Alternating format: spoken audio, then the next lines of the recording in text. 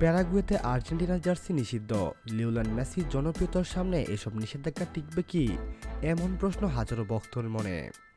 2026 বিশ্বকাপ বাছাই পর্বের ম্যাচে প্যারাগুয়ের মুখোমুখি হচ্ছে বিশ্ব চ্যাম্পিয়ন আর্জেন্টিনা। তবে স্থানীয় দর্শকদের কাউকে আর্জেন্টিনার জার্সি গায়ে গ্যালারিতে ঢুকতে দেওয়া হবে না বলে সতর্ক করে দিয়েছে প্যারাগুয়ে ফুটবল অ্যাসোসিয়েশন। গড়ের মাঠে শতভাগ নিজেদের সমর্থন রাখার জন্য তাদের এই সিদ্ধান্ত বলে ধারণা করা হচ্ছে। তবে লিওনেল মেসির জনপ্রিয়তার সামনে এসব নিষেধাজ্ঞা টিকবে না বলে ধারণা করছে আর্জেন্টাইন কোচ লিওনেল স্কলোনি।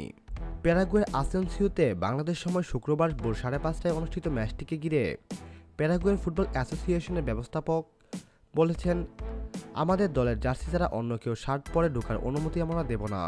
মেসির সঙ্গে কোনো সমস্যা নেই, সব ফুটবলারের ক্যারিয়ারকে সম্মান করি আমরা, কিন্তু এখানে মূল ব্যাপারটি হলো গড়ের মাঠ আমাদের জন্য খুবই গুরুত্বপূর্ণ।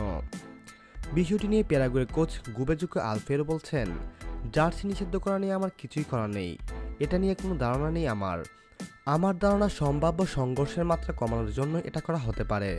মেসি কালকে আমাদের প্রতিপক্ষ, পেরুর বিপক্ষে পরের ম্যাচের জন্য তাকে শুভকামনা জানাই। জীবনের সেরা ম্যাচটি খেলো, কিন্তু কালকে নয়। অন্যদিকে আর্জেন্টাইন কোচ লিওনেল স্কলোনি মনে করেন, বিশ্বজুড়ে মেসির যে জনপ্রিয়তা, তাতে এসব নিষেধাজ্ঞা টিকবে না।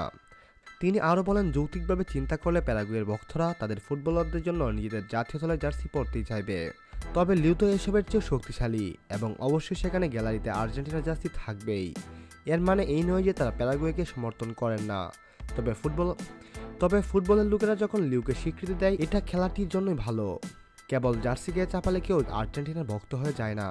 সম্মানিত ভিউয়ার্স, আপনি কোন দল সাপোর্ট করেন, আর্জেন্টিনা নাকি ব্রাজিল?